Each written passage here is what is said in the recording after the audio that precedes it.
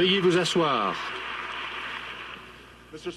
Monsieur le Président, Monsieur le Vice-président, membres du Congrès et concitoyens américains, ce soir, nous nous rencontrons à un moment de grande urgence pour notre pays. Nous faisons face à une crise économique qui a rendu mis au chômage des millions de nos concitoyens et la crise a aggravé la situation. Depuis une semaine, les journalistes demandent que signifiera ce discours pour le président, pour le Congrès. Quel effet cela aura-t-il sur les sondages et sur les prochaines élections? Mais les millions d'Américains qui nous regardent actuellement se fichent de la politique. Ils ont des problèmes liés à la réalité. Ils ont passé des mois à rechercher du travail. Certains font le mieux pour joindre les deux bouts, pour payer le loyer, pour retarder la retraite, pour pouvoir financer les études supérieures de leurs enfants. Ces hommes et ces femmes ont grandi avec la foi en Amérique et croyaient que le travail et la responsabilité étaient payants. Ils croyaient en un pays où chacun avait sa chance de réussir. Vous travaillez, si vous étiez fidèle à votre entreprise, cette fidélité serait récompensée par un bon salaire et de bons avantages sociaux et une augmentation occasionnelle. Si vous travaillez bien, vous pouviez réussir. Tout le monde pouvait réussir en Amérique. Pendant des décennies, les Américains ont vu ce contrat se tarir. Ils ont vu que les difficultés s'accumulent trop souvent et ils savent que Washington, parfois, a oublié leurs intérêts, n'a pas mis leurs intérêts en avant. Les citoyens de ce pays travaillent dur pour faire face à leurs responsabilités. La question est de savoir si nous pouvons être à la hauteur de nos responsabilités. Face à une crise nationale qui perdure, est-ce qu'on peut arrêter le cirque politique et faire quelque chose pour aider l'économie ?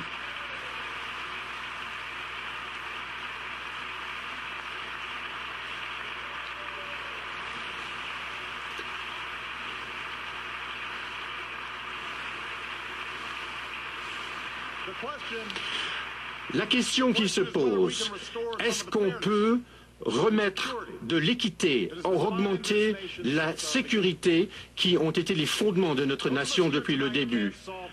Nous ne pourrons pas résoudre tous les problèmes de notre pays. La reprise viendra des entreprises et de nos travailleurs. Mais nous pouvons les aider. Nous pouvons faire la différence. Il y a des mesures que nous pouvons prendre dès maintenant pour améliorer la qualité de vie des citoyens. J'envoie à ce Congrès un projet, un plan que vous devriez voter tout de suite. Ça s'appelle la loi sur les emplois américains. Il n'y a rien de controversé dans cette législation. Et tout le contenu est fondé sur des idées que soutiennent les démocrates et les républicains, dont un bon nombre sont représentés ici ce soir. Et tout sera couvert. Toutes les dépenses seront couvertes. Toutes les dépenses seront financées. Le but de la loi sur les emplois américains est simple, de remettre plus de personnes au travail et de mieux rémunérer ceux qui travaillent, créer plus de travail dans le bâtiment, plus de postes de professeurs et pour les vétérans et pour les chômeurs de longue durée. Cette loi va donner des allègements fiscaux aux entreprises qui embauchent et on va diminuer de moitié les impôts payés par tous les Américains qui travaillent et toutes les petites et moyennes entreprises. Cette loi va stimuler une économie qui est en panne et rendra la confiance aux entreprises. Vous devez voter cette loi immédiatement.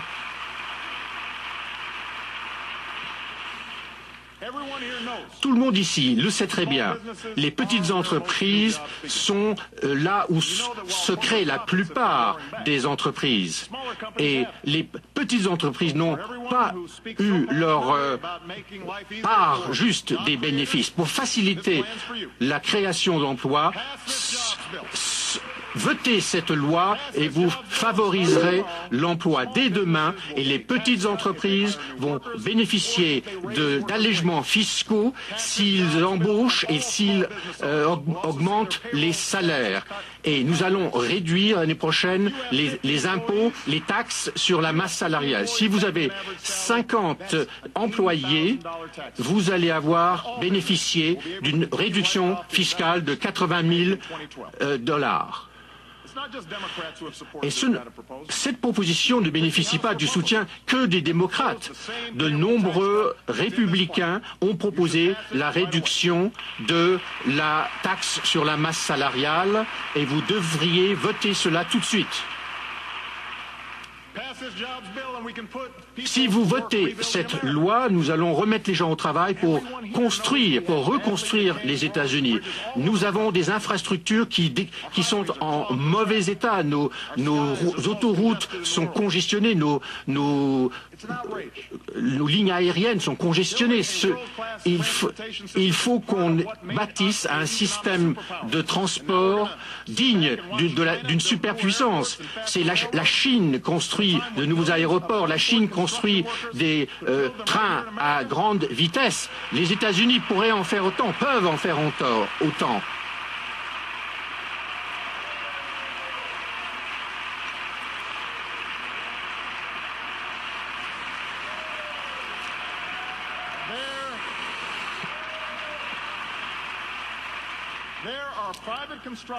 Il existe des entreprises de bâtiments dans le secteur privé qui attendent de travailler.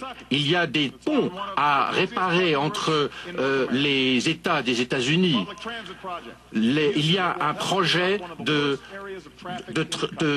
transport en commun qu'il faut développer. Il y a des écoles à travers le pays qui ont besoin d'être rénovées. Comment nous attendre à ce que nos élèves travaillent le mieux dans des écoles qui sont en mauvais état? C'est aux États-Unis, chaque élève a le droit à une éducation de qualité.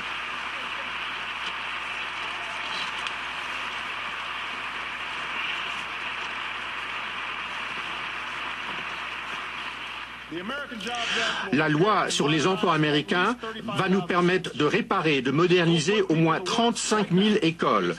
Et cette loi va mettre les gens au travail, réparer les toitures, les fenêtres, installer des laboratoires scientifiques, l'Internet à haut débit, rénover les logements, les entreprises. Et cela permettra de stimuler des projets de transport à travers tout le pays. Et nous sommes en train de développer, de bâtir à partir de réformes qui ont déjà été mises en place. Il faut mettre fin aux éléphants blancs, il faut réduire la bureaucratie qui qui empêche la réalisation de ces projets. Il faut attirer les investisseurs et il faut mesurer l'importance d'un projet de construction, surtout en termes de contribution à l'économie du pays.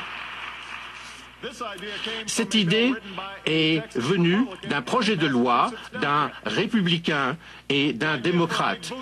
L'idée de stimuler la construction est soutenue par les grandes organisations patronales et les grands syndicats. Ce type de projet a été soutenu dans le passé par les républicains et les démocrates. Vous devriez voter cette loi tout de suite.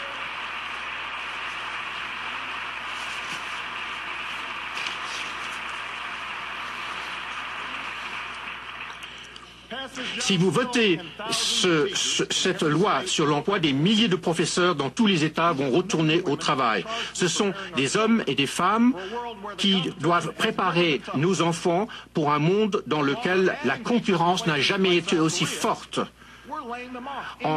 Nous devons absolument remettre nos professeurs au travail. L'absence des professeurs nuit à nos enfants. Votez cette loi et remettez nos professeurs dans les salles de classe, dans les salles de cours où ils doivent se trouver, où ils doivent travailler.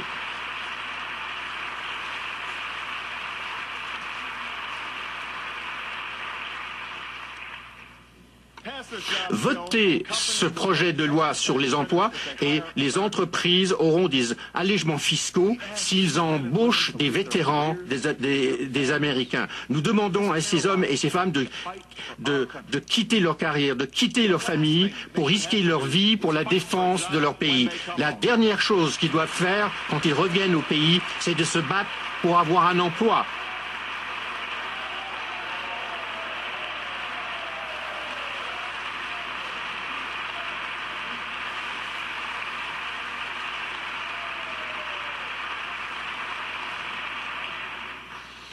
Votez cette loi et des centaines de milliers de jeunes gens en difficulté auront la dignité de pouvoir travailler l'été prochain et leurs parents à bas revenus qui veulent travailler désespérément vont pouvoir sortir de la pauvreté. Votez cette loi et les entreprises auront un crédit d'impôt de 4 000 $ s'ils embauchent quiconque a recherché un emploi depuis plus de 6 mois. Nous devons faire davantage pour aider les chômeurs de longue durée à trouver du travail.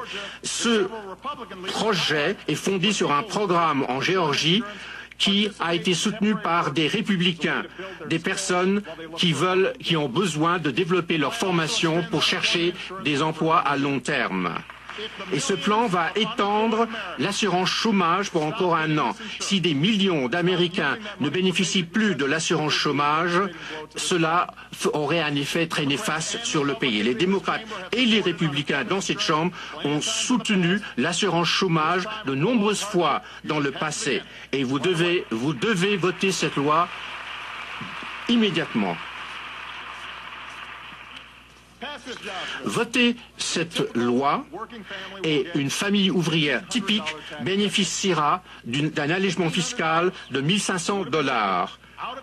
1 500 $ qui vont pouvoir garder et cela va plus loin que l'allègement fiscal déjà voté cette année. Si nous refusons d'agir, les familles de la classe moyenne vont être fiscalement touchés au pire moment. Certains d'entre vous ont pris des serments de ne jamais augmenter les impôts.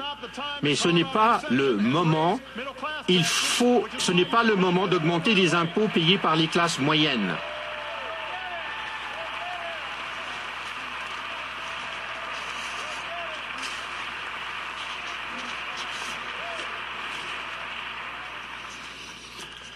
Il s'agit de la loi sur les emplois américains et grâce à cette loi, de nouveaux emplois vont être créés dans la construction, dans l'enseignement, pour les vétérans et pour les chômeurs de longue durée.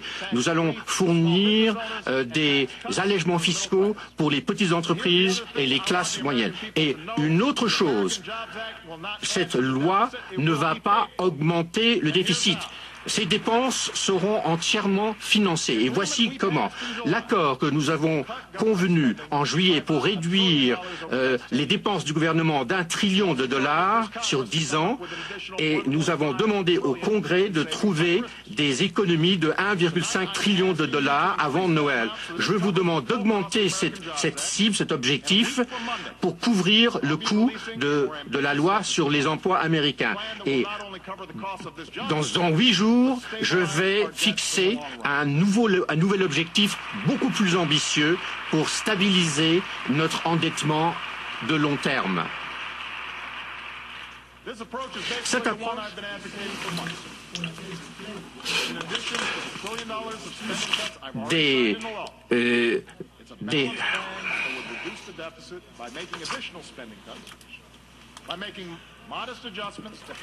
d'opérer des ajustements modestes au programme de sécurité sociale et en réformant notre code des impôts qui demande aux Américains, aux grandes entreprises d'assumer leur part du fardeau.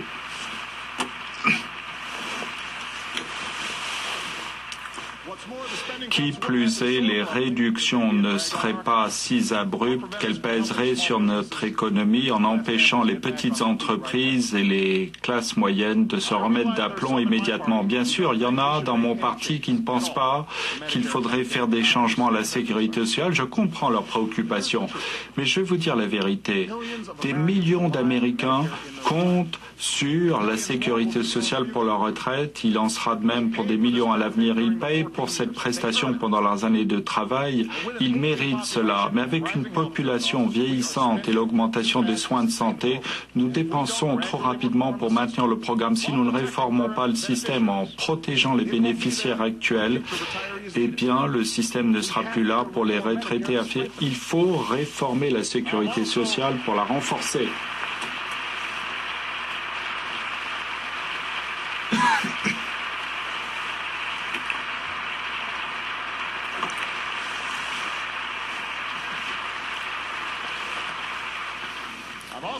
Je sais pertinemment qu'il y a de nombreux républicains qui ne pensent pas qu'il faudrait augmenter les impôts pour ceux qui en ont les moyens et qui peuvent se le permettre. Mais bien, chaque Américain sait ce qui suit.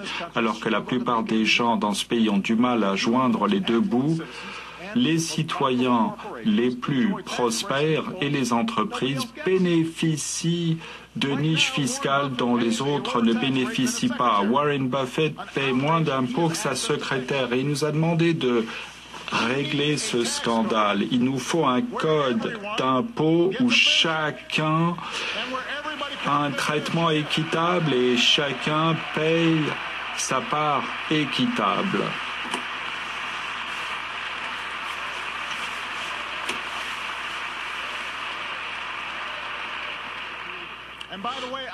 Et soit dit en passant, je pense que l'immense majorité d'Américains nantis et de PDG sont tout à fait disposés à faire ça pour aider à faire croître notre économie et me remettre de l'ordre dans notre économie. Bien sûr, je vais avoir des idées pour réformer le code fiscal des entreprises qui soit un monument. En éliminant des pages de niche fiscale, nous pouvons réduire l'un des taux des impôts sur les entreprises les plus élevés au monde. Bien sûr, il faut donner un avantage aux entreprises qui investissent et qui créent des emplois ici aux États-Unis.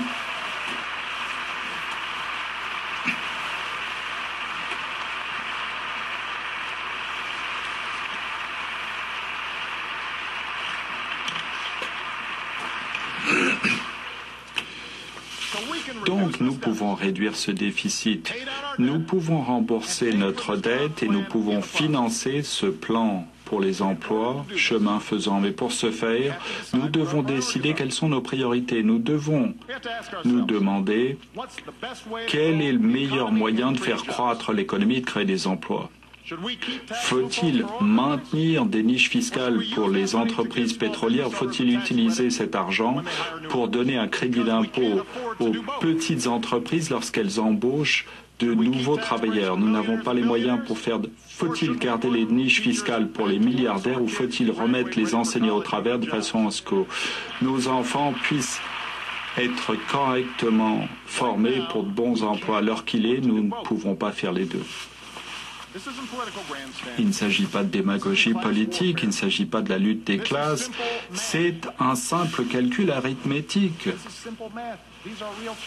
Il s'agit de véritables choix que nous devons faire. Et je suis sûr que ce que choisiraient la plupart des Américains, il est temps pour nous de faire ce qui est bon pour notre avenir.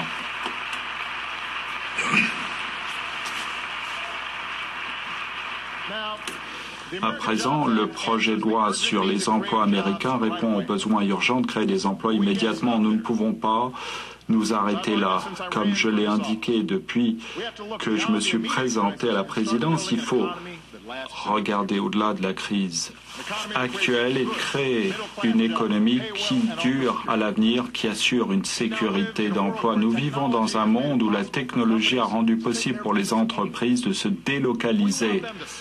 Si nous souhaitons qu'elles s'implantent ici, qu'elles restent ici et qu'elles recrutent ici, bien sûr, il faut être à la pointe de l'enseignement de l'innovation par rapport à tous les autres pays de la planète.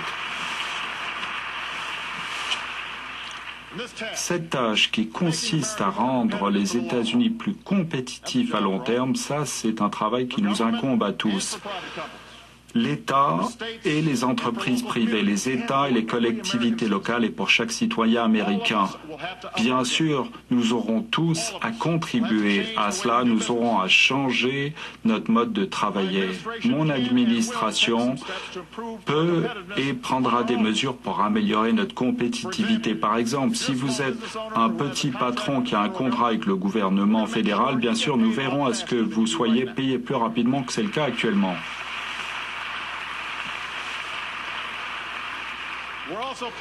Nous allons également réduire la paperasserie qui empêche les petites entreprises de lever des fonds et d'être cotées publiquement. Nous allons aider les agences fédérales du logement pour aider les gens à refinancer leur hypothèque à des taux d'intérêt qui sont proches de 4%.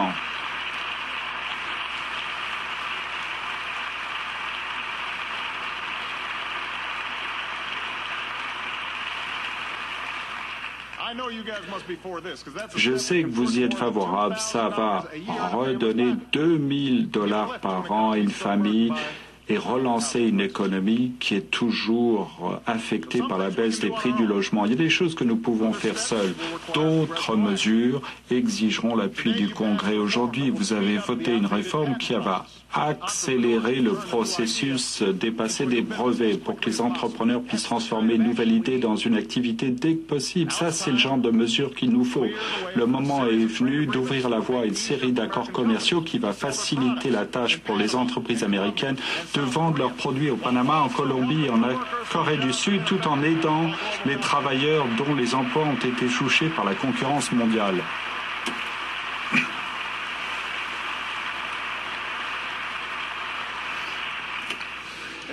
Si les Américains peuvent acheter des Kia et des Hyundai, je veux que les Sud-Coréens puissent conduire des Ford, des Chevrolet, des Chrysler. Je veux voir plus de produits vendus de par le monde estampillés avec les 3 mots fiers « Made en Amérique ». Voilà ce que nous devons faire.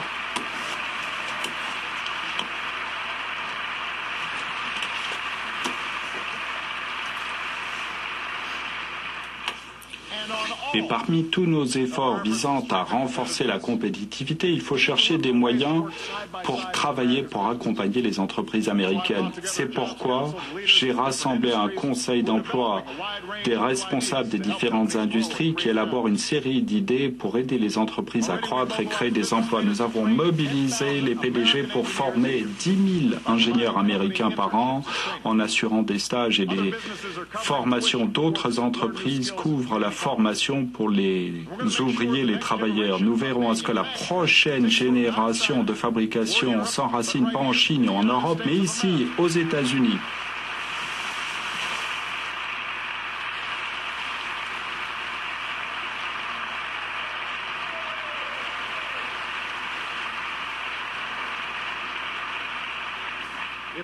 Si nous offrons les aides et l'accompagnement qu'il faut, si nous verrons à ce que nos partenaires commerciaux respectent les règles, nous pouvons être ceux qui peuvent tout construire d'entreprises, de voitures qui sont alimentées par des biocarburants pour vendre cela de par le monde. L'Amérique sera à nouveau numéro 1 au monde.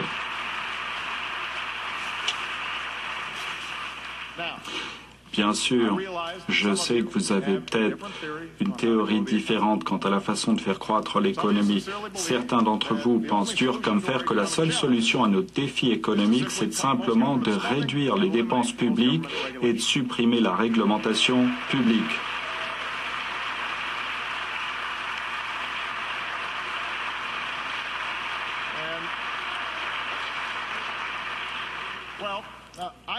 Bien sûr, nous pouvons réduire les dépenses inutiles. Je vais travailler avec vous, le Congrès, pour éliminer ces dépenses inutiles. Bien sûr, il y a des règles qui font peser un fardeau inutile sur les entreprises à un moment où elles n'en ont pas les moyens.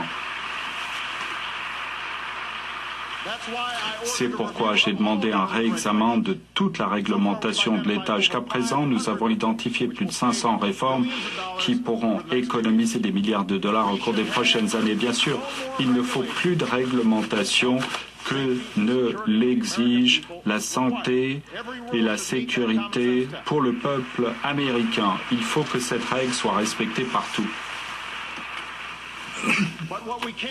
Ce que nous ne pouvons pas, ce que je ne ferai pas, c'est de faire en sorte que cette crise économique soit un prétexte pour éliminer les protections de base sur lesquelles les Américains ont compté depuis des décennies.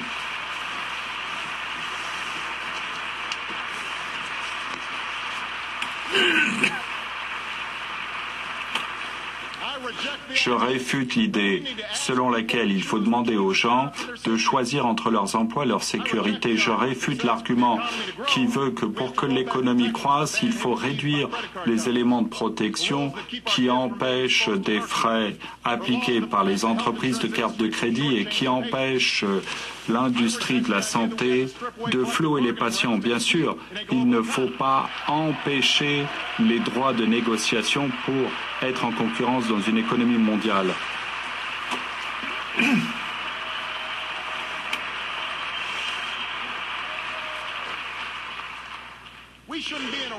Il faut éviter une fuite en avant là où nous proposons la main-d'œuvre la moins chère et les normes de pollution les pires.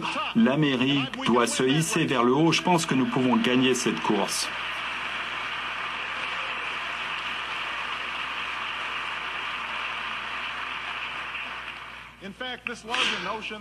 Il faut bien voir que la seule chose que nous pouvons faire pour rétablir la prospérité, c'est de démanteler le gouvernement, de rembourser l'argent des gens, que chacun suive ses propres règles. Ce n'est pas qui nous sommes, ce n'est pas là le récit des États-Unis. Bien sûr, nous sommes des individualistes forgés à la dure, bien sûr, nous sommes autonomes et ça a été la force et l'initiative des entrepreneurs qui a fait que cette économie est le moteur et l'envie du monde. Bien sûr, il y a toujours été un autre fil qui sous-tend notre histoire. Je pense que nous sommes tous reliés et il y a des choses que nous ne pouvons faire qu'ensemble en tant que nation. Nous nous souvenons tous d'Abraham Lincoln comme le dirigeant qui a sauvé notre union, fondateur du Parti républicain, mais en plein milieu de la guerre civile, bien sûr, il était également le dirigeant qui se tournait vers l'avenir, un président républicain qui a mobilisé l'État pour construire les chemins de fer, qui a lancé l'Académie nationale des sciences et qui a créé les premiers collèges. Et les dirigeants des deux partis ont suivi l'exemple qu'il a donné. Posez-vous la question, où serions-nous maintenant si le peuple qui était ici avant nous avait décidé de ne pas construire nos autoroutes, nos ponts, nos barrages, nos aéroports? À quoi ressemblerait ce pays si on avait choisi de ne pas dépenser de l'argent sur les établissements d'enseignement public ou les universités ou les collèges? Des millions d'héros qui reviennent, y compris mon grand-père, avaient la possibilité d'aller à l'école en raison du projet de loi pour les GI. Où serait-il s'il n'avait pas eu cette possibilité?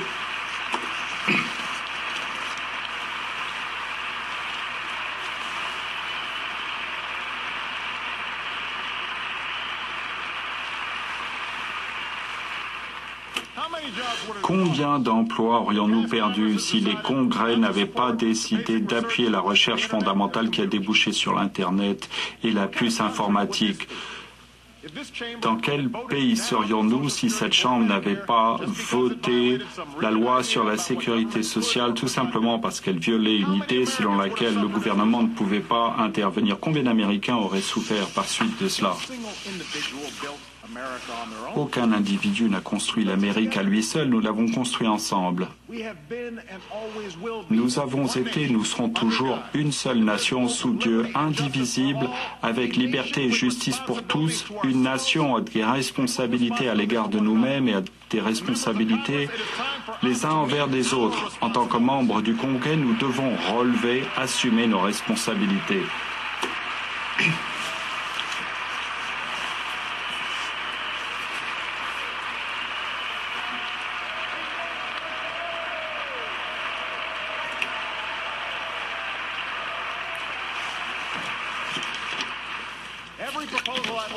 Chaque proposition que j'ai exposée ici ce soir a été soutenue par les gouvernements, les républicains, les démocrates dans le passé. Chaque proposition que j'ai exposée ce soir sera financée. Chaque proposition est conçue pour répondre aux besoins urgents de notre population, de nos collectivités. Je sais qu'il y a beaucoup de doutes exprimés quant à savoir si la politique du moment nous permettra de voter ce plan sur les emplois. Déjà, nous voyons les mêmes communiqués de presse qui sortent. Déjà, les médias proclament qu'il est impossible de combler nos divergences. Vous avez peut-être décidé que ces divergences sont tellement importantes que nous pouvons les résoudre que par le bulletin de vote. Mais sachez la chose suivante, la prochaine élection est dans 14 mois. Et les gens qui nous ont envoyés ici, ceux qui nous ont recrutés pour travailler en leur nom, n'ont pas le luxe d'attendre 14 mois.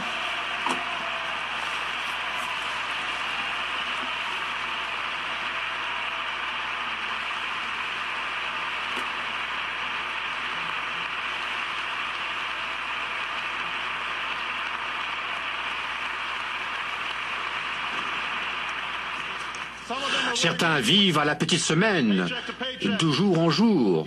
Ils ont besoin de notre aide et ils ont besoin de notre aide dès maintenant. Je ne prétends pas que ce plan va résoudre tous nos problèmes. Ça ne devrait pas être le dernier plan d'action que nous proposerons. Ce qui nous a inspirés dès le début de cette crise n'a pas été la recherche de la solution miracle. C'est un engagement d'essayer toutes les idées qui marchent et d'écouter et d'adopter toutes les propositions d'où qu'elles viennent, et quel que soit le parti. Et sans tenir compte des disputes que nous avons eues dans le passé et des disputes que nous aurons dans l'avenir, ce plan est le bon plan pour aujourd'hui. Et vous devriez le voter et j'ai l'intention de diffuser ce message à travers tous les États-Unis d'Amérique.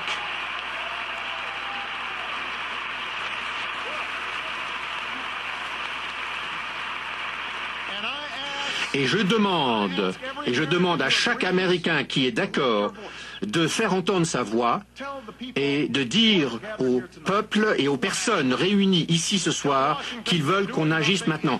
Dire à Washington, dire à la ville de Washington que ne rien faire n'est pas une option. Nous devons agir comme une seule nation, un peuple. Le président Kennedy a dit un jour, tous nos problèmes sont des problèmes qui viennent de nous et l'homme peut résoudre ces problèmes et l'homme peut devenir grand.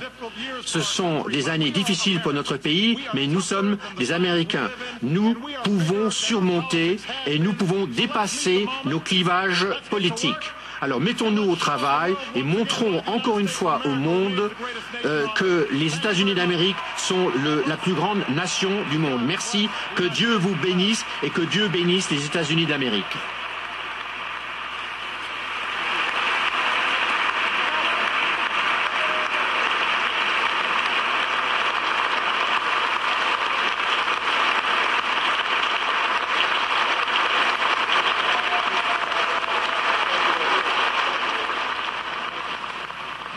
Vous venez d'entendre le discours de Barack Obama, le président américain, qui s'est exprimé devant le Congrès. Il y a urgence face à la crise nationale qui perdure.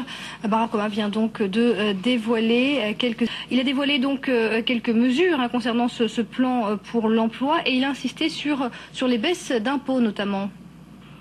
Il a insisté sur les impôts, et notamment les baisses d'impôts sur les salaires Barack Obama qui a donné pas mal de détails sur les mesures qui avaient été annoncées auparavant, et il a dit qu'il fallait aider les vétérans, les chômeurs de longue durée à retrouver des impôts, baisser les impôts de moitié pour ceux qui travaillent, et pas mal de mesures techniques après sur la reconstruction elle-même. Il veut lancer, Barack Obama, des grands plans de reconstruction de routes, de transport, de trains à grande vitesse.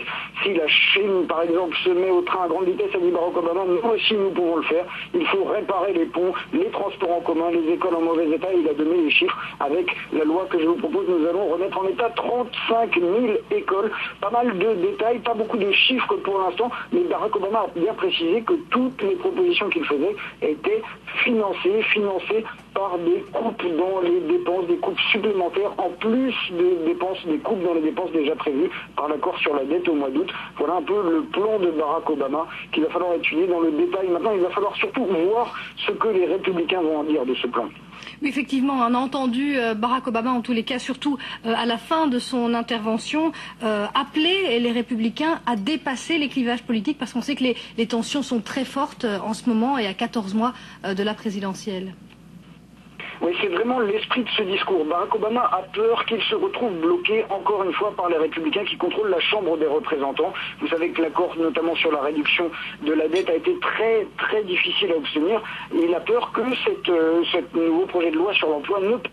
Et donc tout son discours a été battu par ce refrain que vous avez entendu: votez cette loi immédiatement. Il n'y a rien dans la loi que je vous propose qui porte à polémique, qui porte à controverse.